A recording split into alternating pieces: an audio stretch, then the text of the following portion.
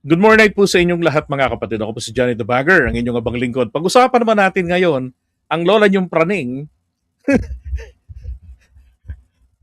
si Guanzon, na tinatawag nilang Buangzon, ay nagpamalas ng pagkabuwang. Nagmanifest ang kabaliwan. Aba, nagwala. Ah? Sabi nga nitong nakakuha ng video, no, si Logie Kinko, kala ko sa Jollibee lang nagwawala ang mga DDS. Pero si Guanzon, sa Rockwell Mall pa. Ang lupit. Ganito raw ho pala yung nangyari bago natin panoorin yung video. Sabi dito,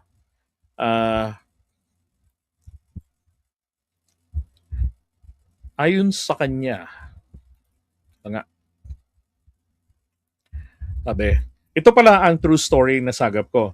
Ayon sa isang witness kung bakit nagwala si Rowena Guanzon sa Rockwell, dahil daw ito palang si Guanzon ay umuubo daw ng malakas ng ilang ulit. Kaya naman daw itong mag-asawa, Chinese yun, na malapit sa kanya ay nagsuot ng face mask. Ba dapat lang, kung mahawa kayo. Bagay na ikinagalit ni Guanzon. Kaya ito ay nagwala. Yun.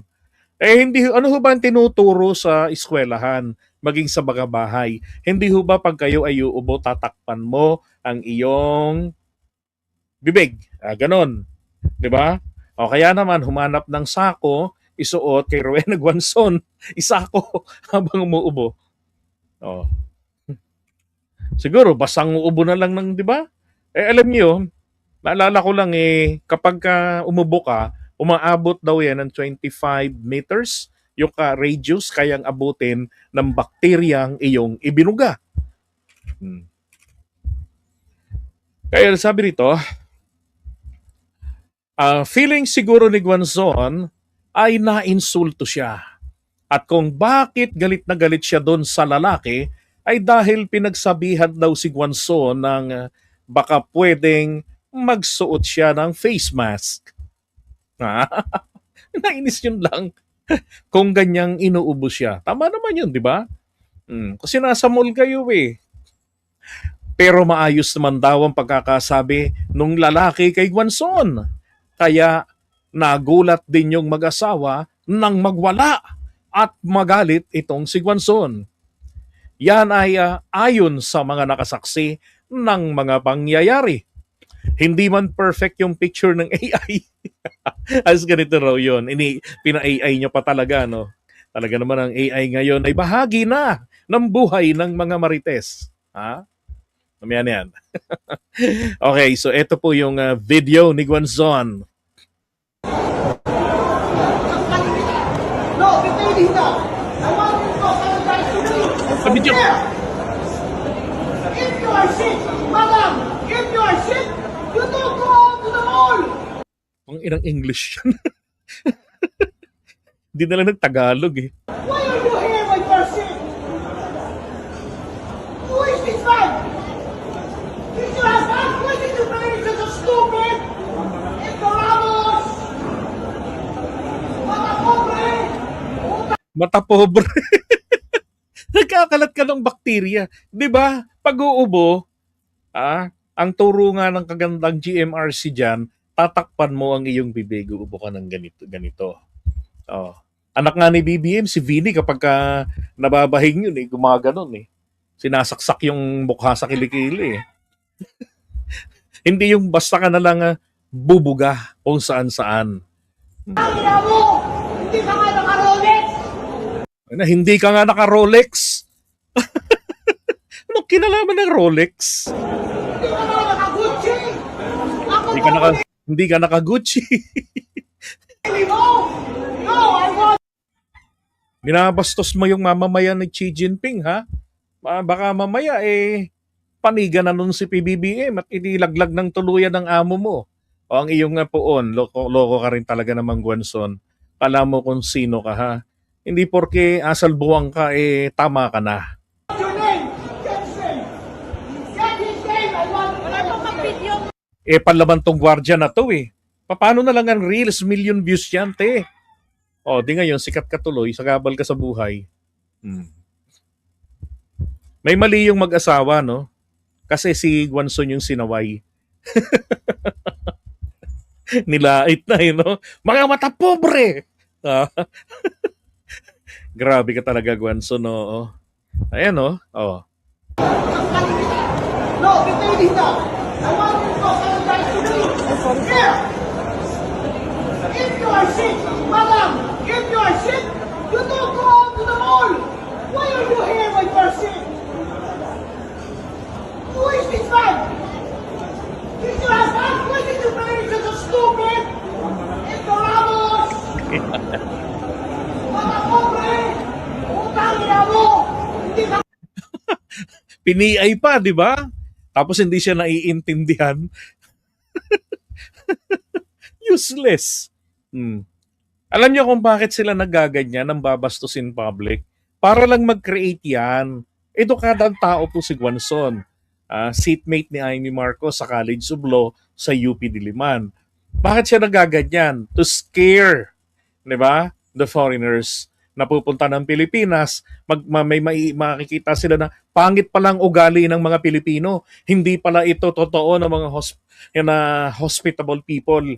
Ito pala ay parang mga asong ulol na kapag ka konting kibot, naubuhan mo lang ay magwawala na.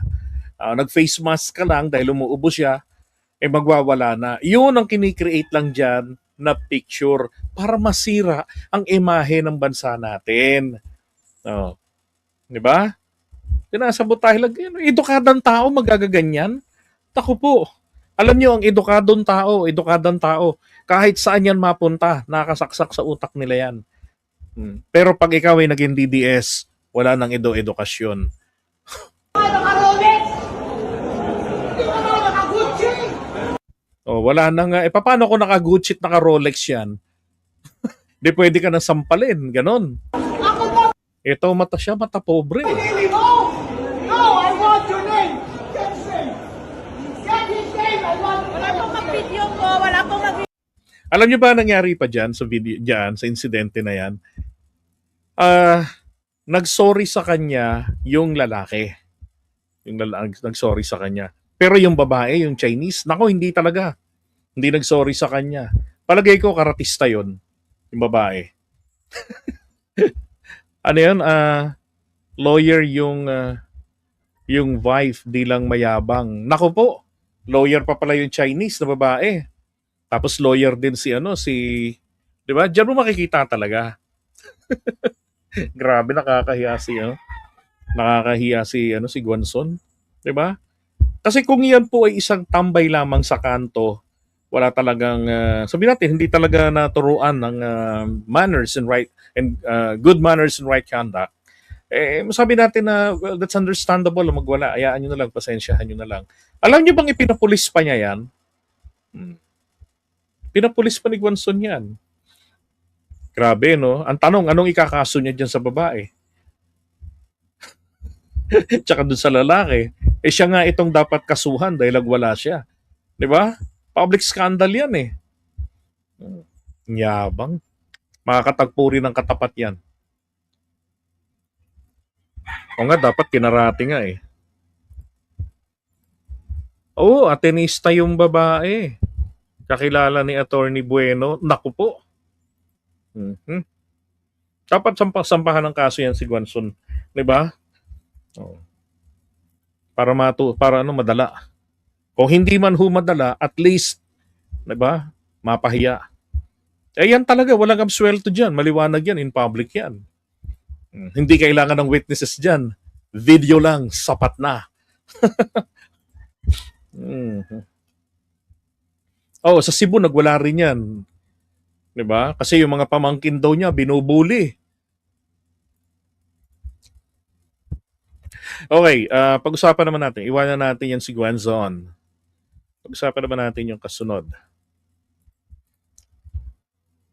Bato de la Rosa. Ito sana i-take ito, no? Ipayo rin ito ng mga ng mga DDS ng pamilya Duterte kay Bato.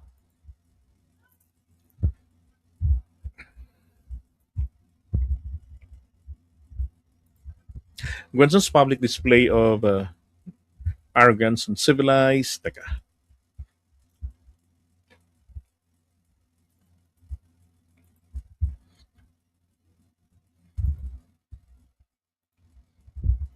Ayun. Gwanson's public display of arrogance and uncivilized conduct could potentially lead to lawsuits for public scandal or libel damages, depending on the specifics of the exchange and any resulting harm to the victim's reputations. The determination of whether an act is legally libelous depends on heavily on law, specifically if the statements were made publicly, were defamatory, identified the victims, and were made with malice. The burden of proof would be on the complainants if they chose to file. Yun. So pwedeng kasuhan pwedeng kasuhan ng babae ng mag-asawa at hindi pala ito Chinese na na foreigner, kung hindi mga Filipino Chinese at sabi nga kanina yung babae ay abogada, kakilala pa ni Attorney Bueno. Tsaka maliwanag na ito ay hindi dala lamang ng hindi lamang dala ito ng silakbo ng damdamin ni Guanzon, because in the first place alam niya kung ano yung dapat na gagawin niya kapag uubo ka sa publiko. Base nga sa kwento nung nakakita ay ubo siya ng ubo, 'di ba? Tapos face mask yung babae, sinabihan siya ng lalaki na dapat pagka ganyang inuubo siya, magsuot siya ng face mask. Politely naman sinabihan siya. Pero siya yung sumabog sa galit na ang feeling niya ay minamaliit siya. Kalokohan na yan ganyan. Tingin ko talaga diyan pananabutahin na yan para mag-create ng negative impression laban sa mga Filipino. Kasi tiyak kakalat ang balitang ito. Diba? Thank you, Attorney Maripaz Ganaden. Diba? Nakakahiya talaga.